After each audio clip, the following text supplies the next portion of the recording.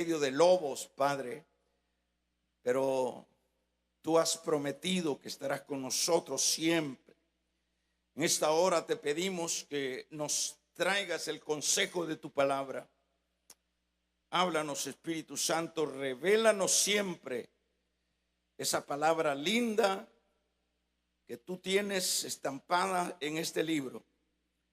La recibimos, Señor, gracias. Amén. Vamos a tomar nuestros lugares.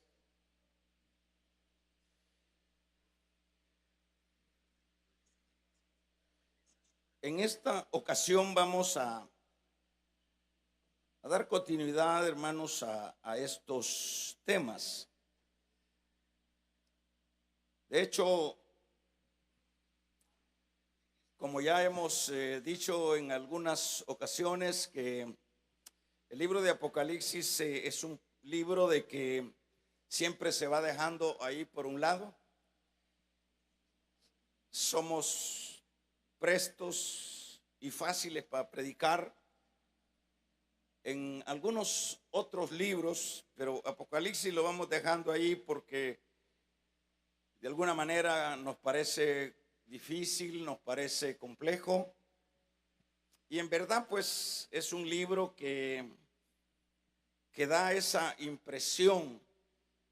Pero si nosotros nos concentramos en ir siendo guiados por el Espíritu para que nos vaya revelando, que nos vaya aclarando las diversas enseñanzas que hay en este libro, pues va a ser de mucha bendición para todos. Y eso es lo que estamos tratando, ¿verdad? Ya avanzamos con unos versículos de este capítulo número 1, y en este caso seguimos ya en este versículo 9 al 10. Y hoy vamos a hablar del tema el trasfondo de la vida cristiana. Vamos a usar esa palabra, el trasfondo de la vida cristiana. Juan, en el último estudio que ya expresamos, estuvo hablando con respecto a que el Señor viene en las nubes, y habla de que todo ojo le verá. Es decir, son como la introducción, la manera como Dios se le manifiesta a Juan en esta oportunidad, donde le ha dicho, por ejemplo, en los versículos que ya habíamos estudiado de aquí, dice: vienen las nubes y todo ojo le verá, y los que le traspasaron y todos los linajes de la tierra harán lamentación por él. Amén, dice ese versículo 7. Está diciendo que, o está haciendo mención de lo que ya el Señor había dicho a sus discípulos en el pasado. Les había dicho que regresaría. Y en este caso, pues Juan está retomando, o más bien el Señor le está recordando que Él va a venir, que Él va, aquí dice, viene en las nubes. Va a hacer de esa manera la aparición del Señor, así como fue el momento de su ascensión, fue en las nubes. Pero aclaramos que este regreso de Cristo va a ser en 2 etapas. Es de esta manera que nosotros entendemos esta teología de este libro, en el sentido de que en su primera venida o en su regreso va a ser hasta las nubes. Eso es lo que leemos en Tesalonicenses. Dice que luego nosotros vamos a ser transformados y recibiremos al Señor en las nubes del cielo. Eso quiere decir que el Señor no va a bajar a la tierra. Aunque hay un sinnúmero de posturas en esta forma de interpretar que no aceptan que el Señor viene hasta las nubes, sino que ellos entienden que es la segunda venida es una sola, donde acá dice todo ojo le verá. Pero si esto lo tomamos de esta manera, ¿qué haríamos entonces con Primera de Tesalonicenses 4:17? ¿Verdad? Estaríamos como en el aire, ahí estaríamos como incompletos. Ese versículo o esos textos fueron revelados al apóstol Pablo, ¿verdad? Pablo tuvo revelaciones extras. Por ejemplo, a Pablo le reveló el Señor el misterio de la gracia, en el sentido de que el misterio de la gracia se refería pues a que el Señor iba a tomar un pueblo como su pueblo, el cual no era su pueblo, en este caso el pueblo gentil. O sea, eso estaba vedado. Los 12 o 11 discípulos que acompañaron al Señor en su ministerio no pudieron comprender esa verdad. No así Pablo sí tuvo esta revelación. Por eso es que ya en Corintios también él habla, porque yo recibí del Señor lo que también, es decir, el Señor le hizo revelaciones extras al apóstol Pablo. Y es el apóstol Pablo el que dice que el Señor con voz de mando y con trompeta de Dios descenderá del cielo. Los muertos en Cristo van a resucitar y luego nosotros que estemos vivos seremos transformados en un abrir y cerrar de ojos y volaremos con Cristo y estaremos con Él en las nubes. En este caso es donde cabe lo que es los 7 años de tribulación. Es decir, ahí encajan los 7 años de tribulación, la última semana de Daniel. En este espacio es donde cabe, vamos a decirlo de esta manera, viene el Señor y que no se manifiesta a todo el mundo, como dice acá este versículo 7, que todo ojo le verá. En ese momento el Señor lleva a sus santos, a su iglesia, y en esos 7 años es donde Él celebra lo que serían, en este caso, en primer lugar, el tribunal de Cristo, que lo vemos allá en Segunda de Corintios, donde vienen los premios, las coronas, y luego allá más adelante, aquí en Apocalipsis, se da lo que es la boda del Cordero. 19:7 dice, aquí dice, viene el momento de cuando la esposa se casa con el esposo. Y durante ese periodo de 7 años es donde se da la gran tribulación. Y luego leíamos anteriormente que Él viene luego de que han pasado 7 años allá en esa dimensión de gloria, la iglesia con Cristo, pero en lo más doloroso de lo que se pudiera imaginar, ha sucedido y está sucediendo en la tierra, a lo que se le llamó la gran tribulación. Venimos nosotros acompañando al Señor, es decir, viene la iglesia acompañando al Señor. Dice que viene con sus ángeles y viene acompañado, dice, habla de viene cabalgando en cabalgaduras, en caballos y sucesivamente, y los ejércitos vestidos de lino fino y resplandeciente le acompañan. De su boca sale una espada de 2 filos, de sus ojos salen 2 llamas de fuego.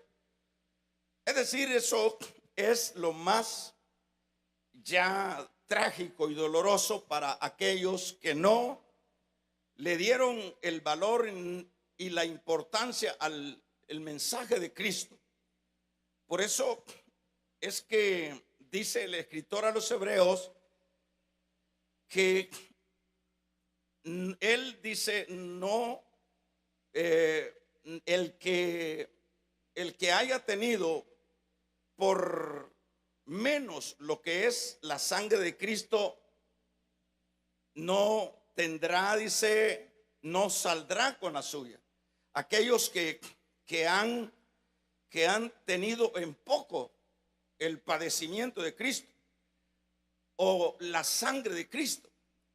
O sea que la sangre de Cristo es algo de lo más valioso, es decir, es la vida de Cristo.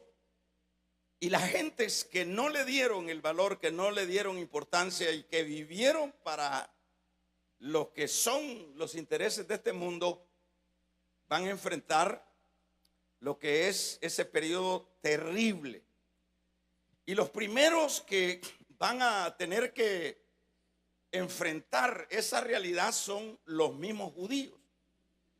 Los mismos judíos que ahorita nosotros vemos, por ejemplo, en el caso del mundo judío, de la nación judía, la mayoría de ellos son judíos seculares, es decir, son judíos igual a nosotros, como los gentiles, que unos son ateos, otros son incrédulos, otros no creen en nada de Jehová, de Dios. Pero sí hay un sector que le llaman los ortodoxos, que esos siempre son esa gente que no ha dejado de seguir dándole seguimiento a lo que son esas tradiciones antiguas de los sacrificios del templo y todo eso. Pero es ahí, esta situación va a ser primeramente sobre ellos. Ahí es donde habla la Biblia, donde dice que será lo más difícil para Jacob. Porque eso es lo que dice la palabra también, porque Dios no va a tener por inocente al culpable. Toda persona que menosprecie lo que Dios ha hecho por el hombre pecador, nadie se va a poder excusar. Todos tendrán que dar cuenta de su descuido y de su desprecio por lo que Dios ha hecho, porque lo que Dios ha hecho es grande. Por eso es que dice Juan 3:16, ¿verdad? Que lo que Él ha hecho, mostró su amor dando a su Hijo. En este caso, pues ya explicábamos que ya cuando Juan está diciendo acá que todo ojo le verá, será ya la última parte, es decir, ya cuando termina el periodo de los 7 años, o dicho de otra manera, cuando finaliza la gran tribulación. Esto lo vamos a ir viendo a continuación, por supuesto, ¿verdad? Cuáles son los impactos de ese tiempo, de esa gran tribulación, de esos 7 años. Decíamos últimamente que como todo ojo le verá, ¿verdad? ¿Cómo será eso? Bueno, no sabemos cómo es que todo mundo lo va a ver, probablemente a través de la tecnología, ¿verdad? Porque ahora andamos el mundo en este aparatito. No sé cómo, pero dice que todo ojo le verá. Y Él regresará al mismo lugar donde Él se fue. Acuérdense que Él se fue luego de haber estado 40 días con sus discípulos. Él fue levantado y luego dice Zacarías 14 que vendrá y pondrá sus pies sobre el monte de los olivos, en el mismo lugar. Y el monte se va a partir en dos. Probablemente va a ser un terremoto terrible que va a aplanar toda esa zona, pero ya es un asunto que el mundo ya no va a dudar, ya no va a desconocer la realidad del regreso de Cristo. De hecho, el mundo ha estado sometido por 7 años en una situación espantosa. Bueno, luego de esto, hermanos, entramos entonces a lo que sería, en este caso, ya el tema de esta noche. El Señor pues terminó diciendo que Él era el alfa y que Él era el omega, como diciendo: yo inicié el plan de salvación, yo lo voy a terminar. Y luego dice que Él es el todopoderoso. Ahora, Juan menciona en este caso, hermanos, vamos a ver, fíjese, el apóstol se presenta en este caso a sus destinatarios como sus hermanos, diciéndoles, eso es lo que leíamos nosotros acá: yo, Juan, dice, hermano de ustedes y compañero en el sufrimiento y en el reino, y dice, y en la perseverancia que tenemos en unión con Jesús. De esta manera es como Juan está hablando en el versículo número 9. Yo, Juan, dice, vuestro hermano y copartícipe vuestro en las tribulaciones, en el reino y en la paciencia de Jesucristo. Y luego dice cómo él estaba. Pero lo que queremos destacar en esto es lo siguiente: Juan menciona 3 aspectos, que es lo que vamos a ir viendo. 3 aspectos. Primeramente, el primer aspecto es la mención del reino. Luego, el sufrimiento. Y por último, la perseverancia. En este caso, este era el trasfondo de la vida de Juan. El trasfondo de la vida de Juan es, vamos a ordenarlo de esta manera, es sufrimiento, perseverancia, reino. Serían 3 aspectos. Y por supuesto, también es y era el trasfondo de la iglesia a la cual, o a las iglesias a las cuales él se está dirigiendo. Acuérdense que estaba mencionando las iglesias. Acá está diciendo las iglesias de Asia, está diciendo Éfeso, Esmirna, Pérgamo, Tiatira, Sardis, Filadelfia y Odisea. Se está refiriendo a ellos. Pero el trasfondo de estas iglesias, y en el caso de Juan, el trasfondo es sufrimiento, perseverancia y el reino. Por ejemplo, si leemos un poquito, porque hay que siempre detenerse en qué tiempo es que se escribe Apocalipsis, en qué tiempo, por qué y a quiénes. En este caso, si hablamos del tiempo, si buscamos información, vamos a hallar que la iglesia estaba siendo perseguida fieramente por los emperadores en este caso. Perseguida a tal grado que Juan había sido exiliado a la isla de Pasmo. La isla de Pasmo era una isla pequeña donde los romanos mandaban a que se murieran los reos ya condenados.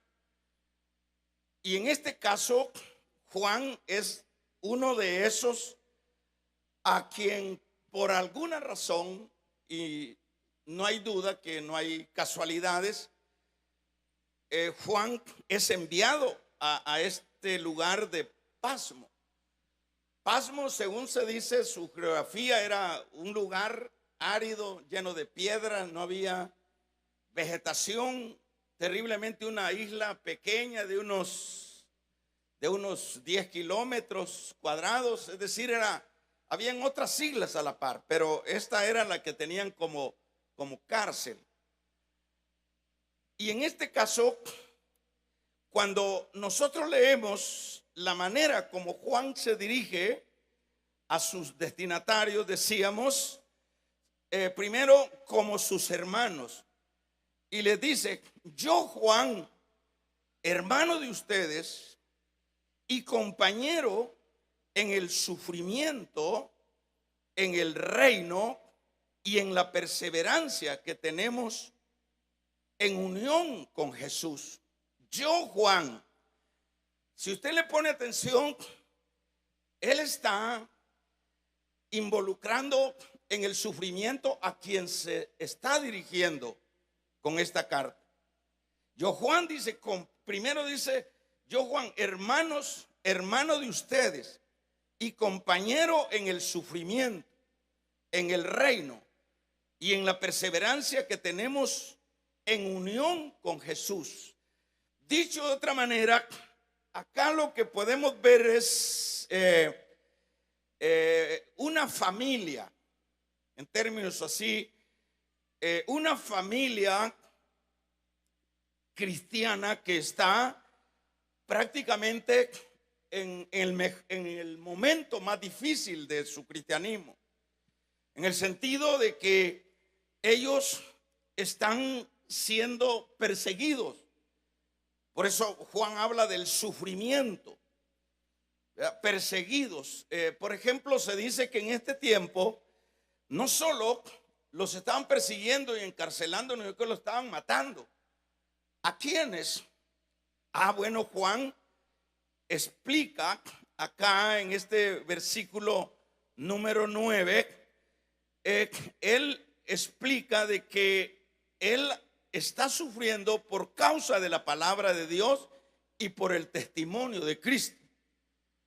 No dice que su sufrimiento es por otras razones, y en esto hay que ponerle atención, porque muchas veces como creyentes nosotros siempre asociamos cualquier sufrimiento, asociamos cualquier situación que nos esté pasando y lo queremos asociar a los asuntos de Dios, ¿verdad? Nos pasa una situación, decimos: estoy sufriendo porque soy evangélico.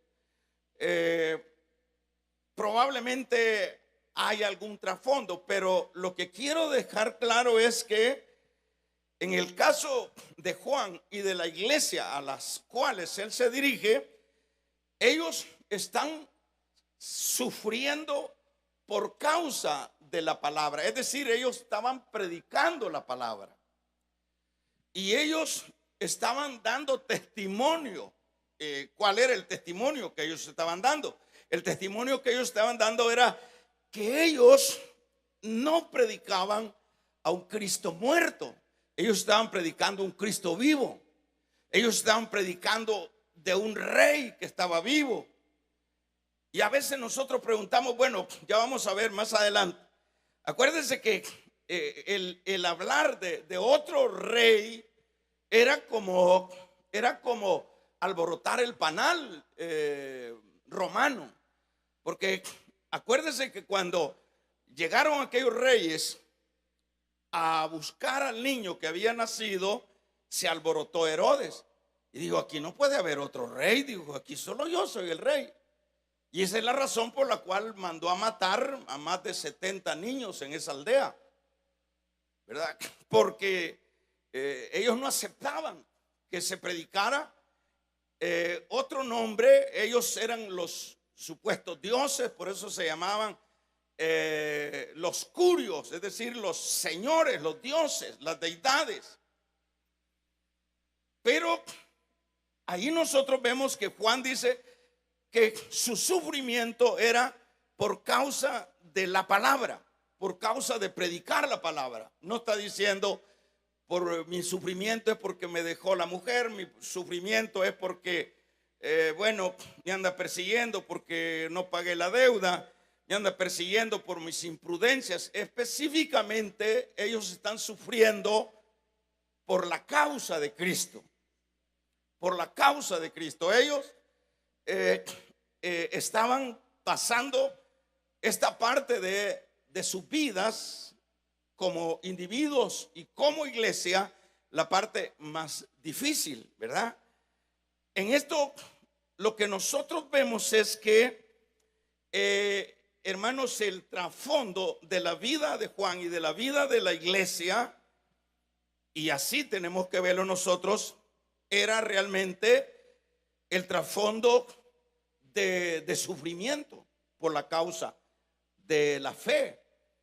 Ese es el trasfondo, dicho de otra manera, de la vida espiritual o de la vida cristiana.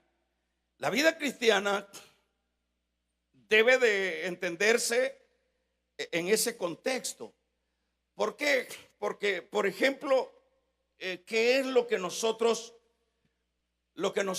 oímos hoy día en cuanto a la vida cristiana? Lo que se enseña en infinidad de lugares es que el evangelio es éxito, que el evangelio es prosperidad, que el evangelio es fuera problemas, que el evangelio es un estilo de vida de personas bendecidas en todo el sentido de la palabra. Ese es el evangelio que se vende hoy día, el evangelio que se predica hoy día. Y nosotros de alguna manera hemos sido como influenciados con ese evangelio. Es decir, como que nuestra manera de entender el evangelio es que nosotros no tenemos por qué sufrir, que nosotros no nos tiene que pasar nada, porque somos los hijos del Señor. Ese es el concepto que nosotros tenemos como el evangelio. Pero el trasfondo, por eso decíamos a manera de tema que el trasfondo del evangelio, dicho de otra manera, el mismo Señor dijo, es cruz. Y dijo, el Señor dijo que nadie podía ser su discípulo si no tomaba su cruz y seguía en pos de él. Entonces, ¿qué quiere decir cruz? Cruz quiere decir sufrimiento. Cruz quiere decir angustia. Cruz quiere decir, hermanos, entrega. Eso es el trasfondo del evangelio. Y si usted ha escuchado por ahí un nuevo evangelio de los modernos que se están escuchando hoy, ¿verdad? Es bueno que nosotros vayamos rectificando de acuerdo a como nos enseña la palabra, cuál es el verdadero trasfondo del evangelio, ¿verdad? Porque de lo contrario nos sucede algo y luego nosotros no vamos a tener la fortaleza de mantenernos en pie, porque nos han vendido un evangelio de éxito. Y yo no estoy diciendo que no sea de éxito el evangelio, pero hay que saber el éxito en su trasfondo. El éxito en el sentido de que, por ejemplo, qué mejor éxito es, pero en su trasfondo, de que Pablo dijo, ¿dónde está muerte tu aguijón? ¿Dónde sepulcro tu victoria?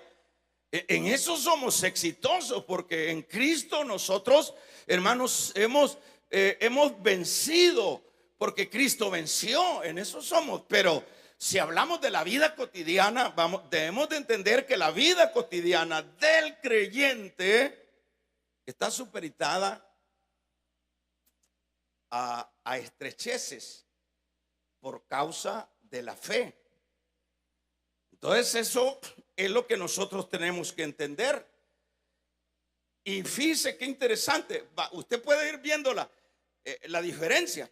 Si usted ha leído o ha escuchado o es afín a ese evangelio sin cruz, ese evangelio sin cruz no es de la Biblia.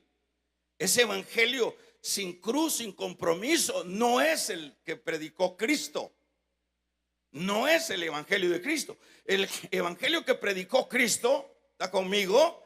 El evangelio que predicó Cristo, le voy a, por ejemplo, en Juan capítulo número 16, verso 33, dijo en el verso 33: estas cosas os he hablado para que en mí tengáis paz. En el mundo tendréis aflicción, dijo el Señor, pero confiad, yo he vencido al mundo. El Señor no les dijo: mire, ustedes, desde que ya ustedes me acepten a mí, lo primero que van a tener es casa nueva. Lo segundo que van a tener son carros, limusinas, aviones. Van a viajar, van a tener, los van a respetar, los van a elevar. No, lo que el Señor le dijo a sus discípulos, damos un amén, iglesia. Lo que el Señor le dijo a sus discípulos: estas cosas os he hablado para que en mí tengáis paz. En el mundo tendréis aflicción, pero confiad, yo he vencido al mundo. Ese es el evangelio de Cristo. Búsqueme en los 4 evangelios que son la biografía del ministerio de Cristo. Búsqueme a donde el Señor habla de un evangelio triunfante en los aspectos humanos o seculares. No va a encontrar. Por ejemplo, dice Pablo en Hechos capítulo 14, verso 22, dice: confirmando los ánimos de los discípulos, exhortándoles que permanecieran, dice, en la fe, y diciéndoles que es necesario que a través de muchas pruebas entremos al reino de Dios. O sea que el evangelio de la Biblia ese es. Si usted ve el trasfondo de Pablo, Pablo nunca anduvo buscando bienes materiales de nadie. Pablo nunca, es más, cuando él se dirige allá a los Corintios, a los Efesios, dice: yo cuando fui, dice, a predicarles a ustedes, dice, yo no fui por nada de lo de ustedes. Yo fui a predicarles a Cristo y a este crucificado. Es decir, su objetividad era predicar a Cristo, dar testimonio de que Cristo no era el Cristo muerto. Él daba testimonio que Cristo había resucitado. Y en el libro de los Hechos, Pablo da no menos de 5 o 6 testimonios. A mí se me apareció, decía, a mí se me apareció, yo que soy como un abortivo, vamos a regalarle ofrenda de palmas al Dios de la gloria. A mí se me apareció. Entonces ellos daban testimonio de un Cristo resucitado, de un Cristo vivo, y a la vez predicaban la palabra. Todo eso es lo que entonces, ese es el trasfondo. En Romanos 5:3 dice: no solo esto, sino que también nos gloriamos en las tribulaciones, sabiendo que la tribulación produce paciencia, y la paciencia prueba, y la prueba esperanza. Igual de la iglesia de hoy día, igual de los predicadores de hoy día. O sea, que eso es lo que más se menciona dentro de las cartas. Es lo que el mismo Cristo confirmó, ¿verdad? Entonces esto, por ejemplo, usted se dará cuenta en el capítulo número 5 del libro de los Hechos, verso 41. Ellos habían sido hechos presos, los apóstoles, y ellos salieron gozosos de haber estado padeciendo por la causa de Cristo. Ellos no se sentían dignos, es decir, padecer por su fe. Ellos sentían que era muy poco eso. Por eso es que esa gente, hermanos, no daban paso atrás. Por eso es que esa gente, es más, cuando habían síntomas de que los iban a matar, más bien ellos se alegraban. ¿Por qué? Porque ellos estaban muy sabedores y muy conscientes de que ese era el trasfondo del evangelio, ¿verdad? Ese era el trasfondo del evangelio. Por ejemplo, dice con respecto a Moisés, dice que él escogió antes de identificarse con lo que era la gloria y el pecado del mundo, se identificó con Cristo. Es decir, eso es cruz.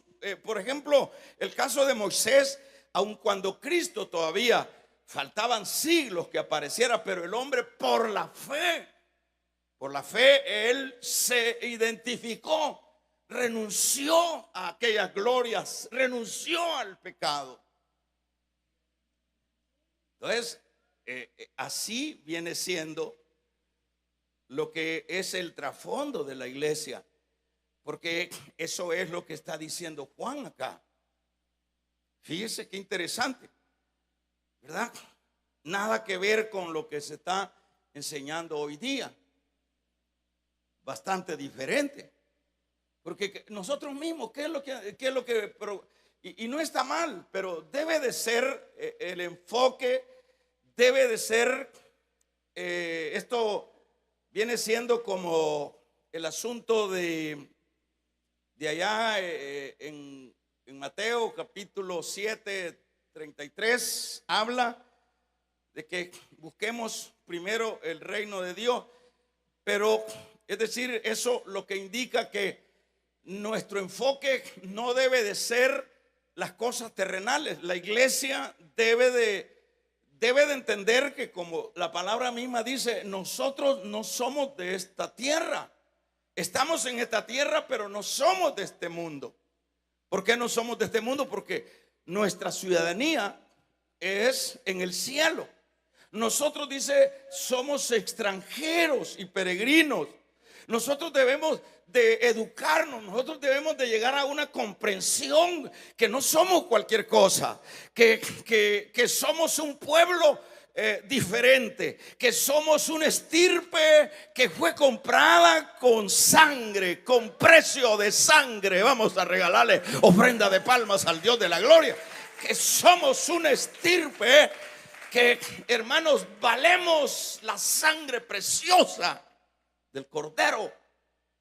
O sea, debemos de enronizar, dejemos de estar suspirando por las cosas y por los bienestares de este mundo. Si vienen los bienestares, si nuestro enfoque primero es lo de Dios, Dios te va a dar lo que necesita. Dios te va a dar, te va a bendecir de acuerdo a su soberanía. Pero nuestro enfoque debe de ser Él. Nuestra vida debe de ser Él.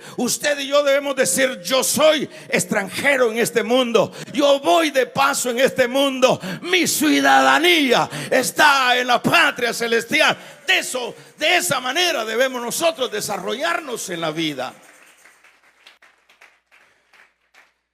Pero ¿qué sucede? Estamos como habituados a que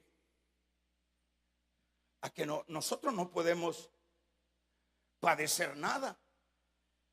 El concepto es que nosotros no tenemos por qué padecer si somos hijos del rey. El rey quiere que usted sea bendecido, sí, claro, que sea bendecido, que seamos sanados, que tengamos. Por eso es que el salmista allá decía: Señor, no me des riquezas, porque vaya a ser porque todo eso sucede, hermano. Todo es un equilibrio. Cuando fíjese que no a todos Dios les va a bendecir si esto sería en el caso de lo económico, porque a veces un buen trabajo ya nos sacó de la iglesia y el Señor, Él es sabio y nosotros debemos de ser hijos sabios, que cuando Él nos bendice debemos de aprender a manejar el éxito. Damos un amén. Si Dios nos da algo, debe de ser siempre para la gloria de Dios. No debe de ser para mí, debe de ser para la gloria de Dios, ¿verdad? Eso debe de ser nuestra manera de desempeñarnos en la vida. Y si nos toca, ¿verdad? Si nos toca que en la vida nos vaya mal, fíjese que con menos razón deberíamos de quejarnos si nos está yendo mal, no por la causa de Cristo. Si fuera por predicar, porque aquí a ellos les está yendo mal por predicar, porque por causa de la palabra está diciendo. Esto es lo que dice, por causa de la palabra. Yo, Juan, dice, y dice con paciencia, por Jesucristo estaba yo en la isla, dice, Pamo, y por causa de la palabra de Dios y el testimonio. Yo estoy aquí en este lugar solo, desértico, en este lugar donde sin duda solo que habían serpientes. Preguntémonos cómo estaba Juan, cómo no se moría Juan ahí. Y parecería que, como decía la vez pasada, que Satanás había noqueado a uno de los grandes siervos de los discípulos del Señor. ¿Cómo estaba Juan? ¿Cómo estaba Juan ahí? Pero Juan estaba ahí no porque, hermanos, decíamos, había hecho algo incorrecto en la sociedad. Su causa era por predicar la palabra. Su causa era por dar testimonio de Cristo. Y cuando sus problemas, nuestros problemas, son a causa de eso, demos gloria a Dios. Sintámonos, hermanos, sintámonos indignos. Digamos, qué bueno que por la causa de Cristo, si porque sos evangélica, tu vecina te ofende, en lugar de vengarte, da gracias a Dios, porque eso, hermanos, le agrada al Señor. Vamos a regalarle ofrenda de palmas al Dios de la gloria. Si por causa de tu fe tu marido te deja, da gracias a Dios que ese diablo te dejó. Ahí está, que me muero, me ahorco por él. Que le dice el hombre, te voy a dejar porque vos ya estás fea. Y no fuera tanto por lo feo, sino porque no dejas de ir a la iglesia. De gracias a Dios, bendito Dios, que algo debo de sufrir por la causa de mi fe. Si lo corren del trabajo, como dice aquel, no por mañoso, ni por matatiempo. Le toca entrar a las 8 y entra a las 11. ¿Cómo no lo van a andar corriendo? Y de rebote se lleva cualquier cosa a la hora de la salida. Vamos a regalarle ofrenda de palmas al Dios de la gloria. No se trata de eso. Aquel dice, me corrieron de trabajo porque ando con Jesús. Ojalá sea yo.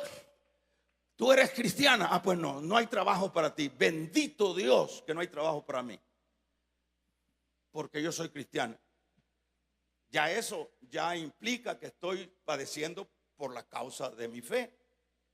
A eso hay que darle gracias. Pero si nuestros problemas y nuestros sufrimientos son por nuestras imprudencias, no andemos metiendo a Dios en esto. Ay, estoy sufriendo por Dios. Ay, usted verá qué sufrimiento cuando vengo en esas trabazones. ¿A eso le llama a usted sufrimiento? Usted viera cómo me cuesta ir a pie a la iglesia. Para eso le dio dos cuartones el Señor. Hermanos, si el Señor nos hubiera hecho con carro, nos hubiera puesto ahí un carro o un helicóptero. Pero para eso, es decir, lo que nosotros no andemos buscando facilidades. Cuanto más, si no es que por problemas o por dificultades nos vamos a salvar, pero cuanto más nosotros tenemos que padecer por nuestra fe, démosle gracias a Dios, porque algo por lo menos debemos de padecer por nuestra fe. Dado que ahorita pues nadie nos persigue. Por lo menos tenemos esa bendición que no nos persiguen. En este caso los estaban persiguiendo. Yo le contaba a Zenaida del caso de una hermana musulmana en Sanquistán, algo así de ese país de ahí. Ella vendía ropa y ropa usada. Su marido era maestro y dice que lo terrible que es ser cristiano, ser musulmán, ella cuenta. Es decir, el gobierno la tiene controlada, vigilado a dónde van, qué compra, qué come. Una vigilancia tremenda, y ellos sienten una carga horrible y todos se vigilan. El esposo vigila a la esposa y los hijos vigilan a los padres, que no vaya a venir una doctrina occidental para que los mueva de su fe, de su musulmanismo. Y el punto es que ella en una paca de ropa hay un Nuevo Testamento envueltito, y ella dice y lo abre, y lo primero que leyó fue Juan capítulo 1, y el verbo era Dios, y sucesivamente, y dice que el Espíritu bueno, pues lo que les quiero contar yo, porque ya no tengo espacio, es cómo empezó ella a sufrir, porque luego ella entendió el Nuevo Testamento, que estaba en el engaño ella, y que la verdad era ese Cristo del que hablaba Juan. Y lo terrible es que en una ocasión el marido la haya orando, y ahí fue el problema. Luego la llevó ante el juez, le dijo que esa era una infiltrada, que los occidentales ya le habían metido esas falsas doctrinas. Y luego el punto es que sus hijas también la despreciaron. Es decir, y llegaba clandestinamente a un lugar donde se reunía, un hogar de restauración donde se reunía, y el pastor le llevaba la Biblia y le decía que está escrito, le decía que en una casa van a haber divisiones, y el padre contra la madre contra el hijo, y sucesivamente, y eso lo fue. Pero el punto es que ella pudo con muchas dificultades escaparse de ese país. Dejó su marido, dejó sus hijos. El evangelio es cruz, hermano. El evangelio no es, hermanos, una etiqueta para que nos besen el anillo. El evangelio es cruz, es testimonio. Vamos a regalarle ofrenda de palmas al Dios de la gloria. Entonces, ¿qué es lo que nosotros tenemos ahora aquí? Lo que tenemos ahora nosotros, en términos generales, es una iglesia que no ha entendido realmente el trasfondo del evangelio.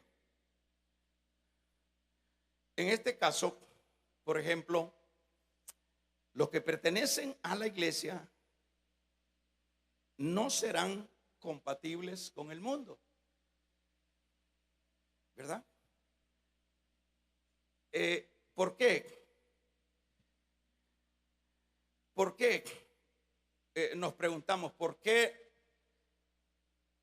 se persigue a la iglesia? ¿Por qué no somos compatibles con el mundo, con la iglesia? Porque la iglesia pertenece a otro reino. Aquí por eso hablábamos del sufrimiento, de la perseverancia y del reino, ¿verdad? O sea que la iglesia pertenece a otro reino, y eso debemos de entenderlo.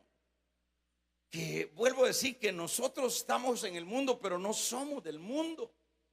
Debemos de entender que no somos, no es nuestra casa, esta no es nuestra ciudadanía.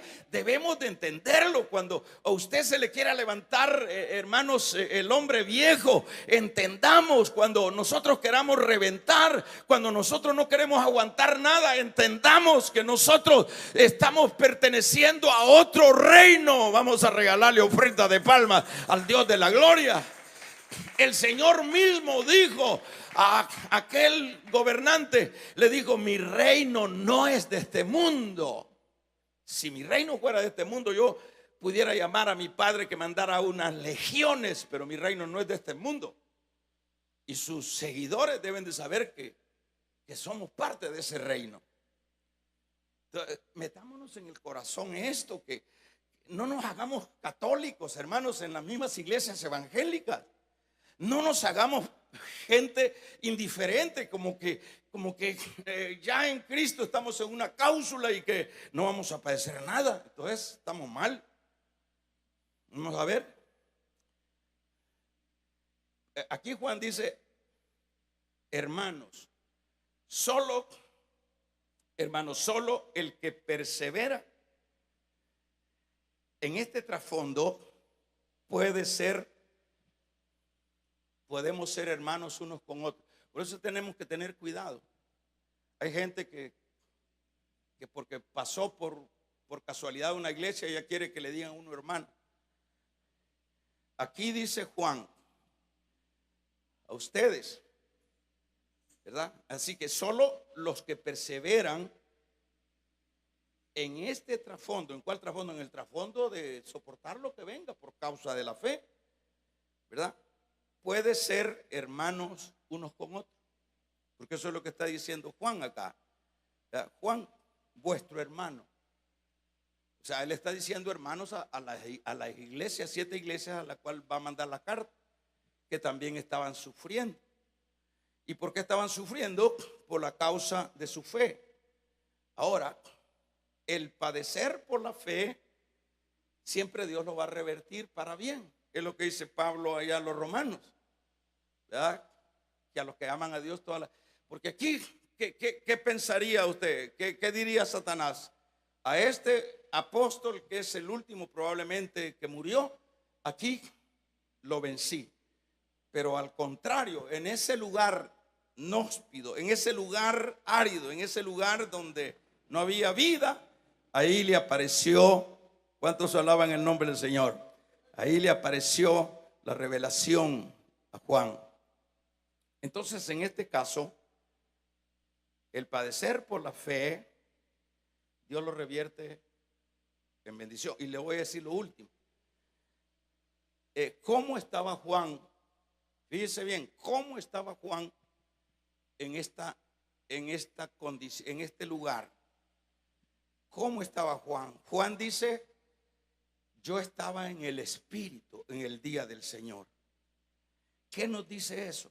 Lo que nos dice eso es que el creyente, pues sí, nosotros queremos que Dios nos bendiga espiritualmente, que nos dé nuevas experiencias, que podamos ser más útiles ahora que ayer y sucesivamente.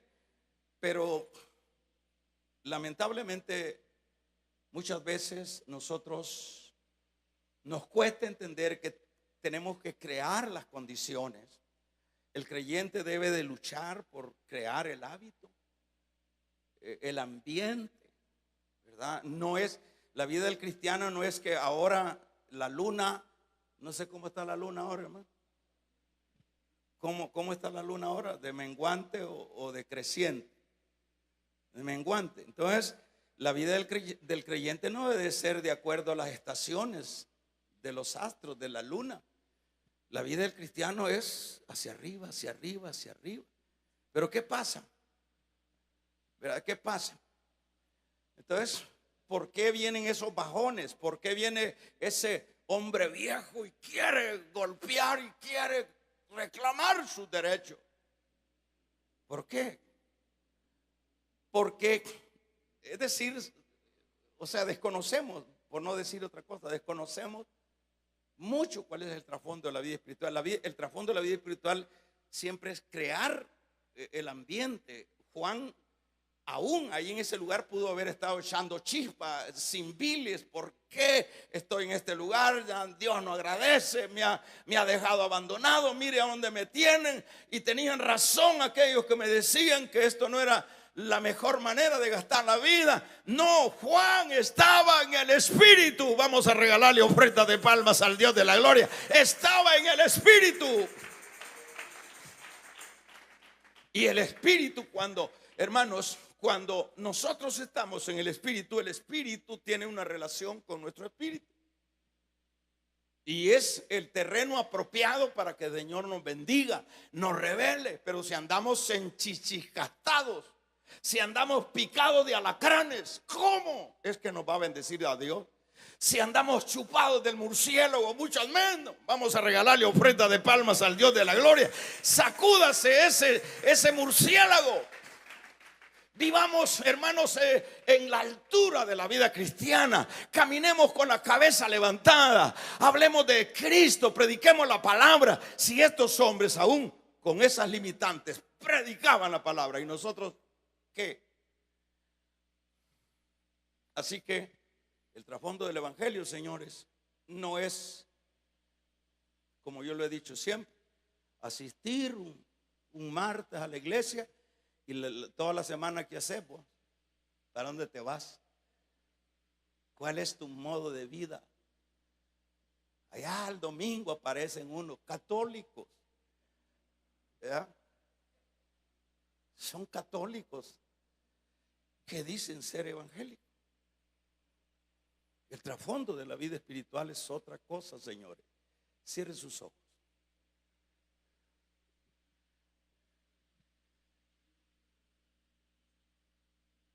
Ahora todos se ponen su día porque es muy largo, no hay bus.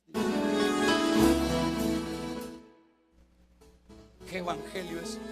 ¿Ya le predicó a su vecino? No, fíjese que no. Somos enemigos. Ah, no. Vamos a ponernos de pie.